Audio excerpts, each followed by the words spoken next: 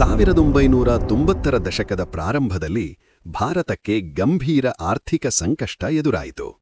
ಭಾರತವನ್ನು ಆರ್ಥಿಕ ಸಂದಿಗ್ಧತೆಯಿಂದ ರಕ್ಷಿಸಲು ಅಂದಿನ ಪ್ರಧಾನಿ ಪಿ.ವಿ. ನರಸಿಂಹರಾವ್ ಹಾಗೂ ಅರ್ಥಮಂತ್ರಿ ಡಾಕ್ಟರ್ ಮನಮೋಹನ ಸಿಂಗ್ 1991ರಲ್ಲಿ ಭಾರತದಲ್ಲಿ ಉದಾರೀಕರಣ ನೀತಿಯನ್ನು ಜಾರಿಗೆ ತಂದರು. ಒಂದು ದೇಶದ ಆರ್ಥಿಕ ಭವಿಷ್ಯವನ್ನು ಬದಲಿಸಿದ ಮಹತ್ವದ ನಿರ್ಧಾರ ಅದು ಉದಾರೀಕರಣ. ಸರ್ಕಾರದ ಅನವಶ್ಯಕ ನಿಯಂತ್ರಣಗಳನ್ನು ತೆಗೆದು ಮಾರುಕಟ್ಟೆಗೆ ಸ್ವಾತಂತ್ರ್ಯ ನೀಡುವುದೇ ಉದಾರೀಕರಣ.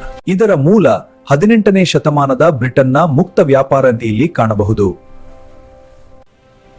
ಲೈಸೆನ್ಸ್ ಪರ್ಮಿಟ್ ವ್ಯವಸ್ಥೆ ಕಡಿಮೆಯಾಗಿ ಕೈಗಾರಿಕೆ ಸ್ಥಾಪನೆ ಸುಲಭವಾಯಿತು. ಸ್ಪರ್ಧೆಯಿಂದ ಗ್ರಾಹಕರಿಗೆ ಹೆಚ್ಚಿನ ಆಯ್ಕೆಗಳು ಲಭ್ಯವಾದವು. ತುಂಬಾ ಒಳ್ಳೆಯದು. ದೇಶೀಯ ಮತ್ತು ವಿದೇಶಿ ಕಂಪನಿಗಳ ನಡುವೆ ಸ್ಪರ್ಧೆ ಹೆಚ್ಚಿತು.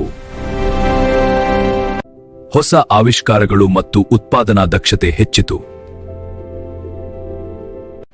ಭಾರತ ಜಾಗತಿಕ ಮಾರುಕಟ್ಟೆಗೆ ಪ್ರವೇಶಿಸಿತು. ರಫ್ತು ವೃದ್ಧಿಯಿಂದ ವಿದೇಶಿ ವಿನಿಮಯ ಹೆಚ್ಚಾಯಿತು. ವಿದೇಶಿ ಹೂಡಿಕೆಗಳು ಹೆಚ್ಚಾಗಿ ಹೊಸ ಉದ್ಯಮಗಳು ಆರಂಭವಾದವು. ಉದ್ಯೋಗಾವಕಾಶಗಳು ವಿಸ್ತಾರಗೊಂಡವು. ಉತ್ಪಾದನೆ ಮತ್ತು ಸೇವಾ ಕ್ಷೇತ್ರಗಳ ಬೆಳವಣಿಗೆಯಿಂದ ಜಿಡಿಪಿ ಹೆಚ್ಚಾಯಿತು. ಆದಾಯ ಮಟ್ಟ ಸುಧಾರಿಸಿ ಬಡತನ ನಿವಾರಣೆಗೆ ಸಹಕಾರಿಯಾಯಿತು. ವಿದೇಶಿ ತಂತ್ರಜ್ಞಾನದಿಂದ ಕೈಗಾರಿಕೆಗಳು ಆಧುನಿಕವಾದವು. ಐಟಿ ಮತ್ತು ಸೇವಾ ಕ್ಷೇತ್ರಗಳು ವೇಗವಾಗಿ ಬೆಳೆಯುವಂತಾಯಿತು. ಭಾರತ ವಿಶ್ವ ಆರ್ಥಿಕ ವೇದಿಕೆಯಲ್ಲಿ ಪ್ರಮುಖ ಸ್ಥಾನ ಪಡೆದಿತು. ಇದು ಭಾರತದ ಆರ್ಥಿಕ ಇತಿಹಾಸದಲ್ಲಿ ಮಹತ್ವದ ತಿರುವುಬಿಂದು.